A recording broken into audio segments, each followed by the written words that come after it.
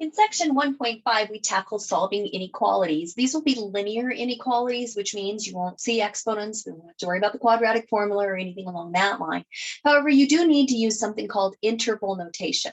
So we're going to start off with a brief overview of interval notation, and this is what I require all my students to use. It's just a nice, clear and concise way to write the answer when you're doing a range of numbers. So guidelines to remember that you'll always use a parenthesis when you have a less than or a greater than, because those are exclusive. They do not include, they exclude the endpoints. So we use a parenthesis.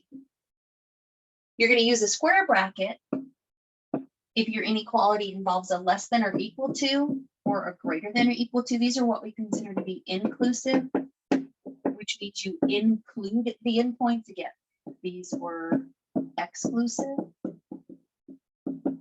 And you may be used to the idea of an open circle and a closed circle from your high school algebra classes. So we'll use that notation again too. Anytime you are writing an interval, make sure you write it in numerical order from left to right, and always use an infinity symbol, a parenthesis next to an infinity symbol. So you'll either have, if you're using a negative infinity, you'll have a parenthesis this way. If you're using a positive infinity, you'll use a parenthesis this way. So those are just guidelines to remember, kind of background information. What we're going to do first is kind of fill in a table just to make sure you're somewhat comfortable using it. So what we see in the first column is the actual inequality statement, checking to make sure that you can see that. So the inequality statement, and that'll be the first column. Our next column is going to be the number line graph. And then finally, we're going to have the interval notation, and I'll use IN as an abbreviation for interval notation. So the very first one simply says that X is less than 5. So in our second part of the lecture, what you're going to have is an equation to solve. At the end of the solving process, you'll have a statement like this. Let's learn to translate that. Well, basically, it's saying that on a number line graph, if here is the number 5, you're going to need an open circle. It's an open circle because this is a less than, because it has no bar under it or equal.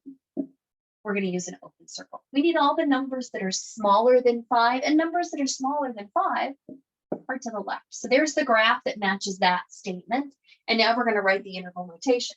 So our interval is going to start over here at this negative infinity, which is where the arrow is.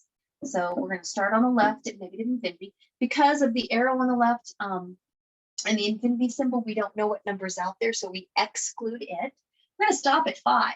And when we stop at 5, we're going to use a parenthesis because of the open circle. So this interval, which starts at negative infinity and ends at 5, excluding 5, matches this picture, which matches this statement. And that's all we're working on now. Here, next line on the handout says X is greater than -2. So now we're going to come in and write -2 on the number line. It's still excluding the value itself, so we use an open circle. But this time we're going to point to the right because we need numbers that are bigger than that. When we go to write our interval, we're going to start at -2 because it's the first thing we see on the picture from left to right. Because of the open circle, we use a parenthesis. And we're heading off towards that arrow since infinity.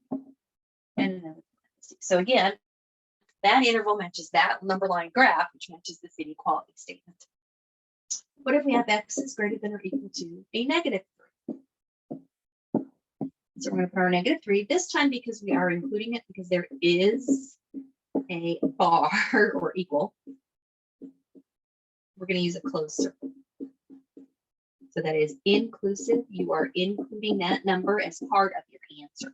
So we're going to use a closed circle. And we're going to do all numbers that are bigger than that, numbers that are bigger in this direction. X is greater than or equal to -3. So there's the picture of the number line graph.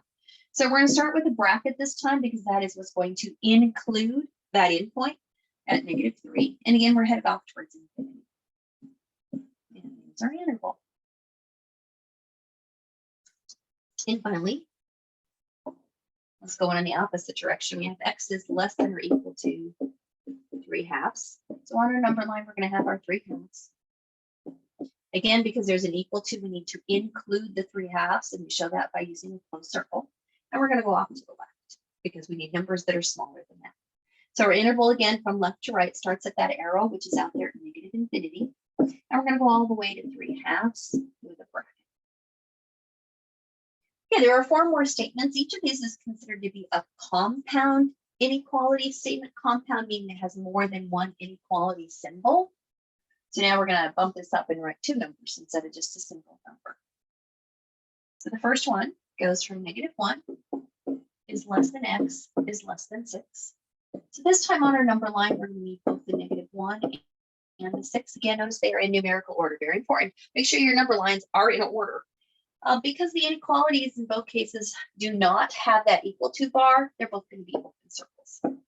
Now, we need numbers that are bigger than -1. That would be to the right of -1. But they also have to stay less than 6. So that would be to the left of 6. So our shading is actually between those 2 quantities. Now, to write the interval, again, left to right, the very first thing we have is -1. Because it's an open circle, we'll use a parenthesis. Where does our picture stop? At 6. And again, the open circle gives us a parenthesis. So there's the interval that matches the number line graph, which matches the inequality statement.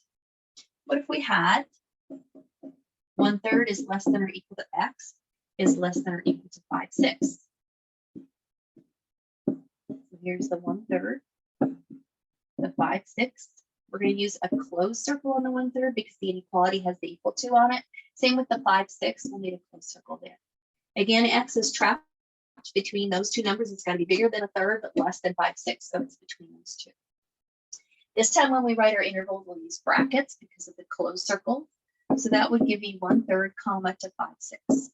And we'll use another bracket. So generally students ask, well, can you combine both of those? Yes, in our last 2 examples, getting this ready to start solving.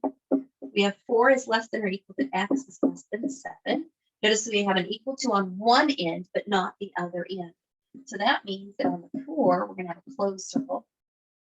But on the 7, we're going to need an open circle. We're still trapped between the 2 numbers. We've got to be bigger than 4, but less than 7.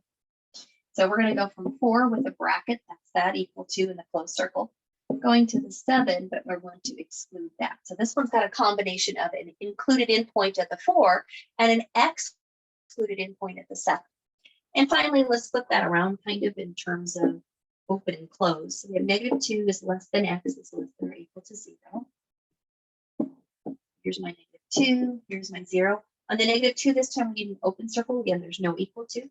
On the 0, we're going to need a closed circle, and that's because there is an equal to. We're going to go between those 2. So the interval that matches that, starting at -2, and the open circle says use a parenthesis, we're going to stop at 0, and the closed circle tells me to use a bracket. So now we can solve inequalities and express the solution set in interval notation in our next part.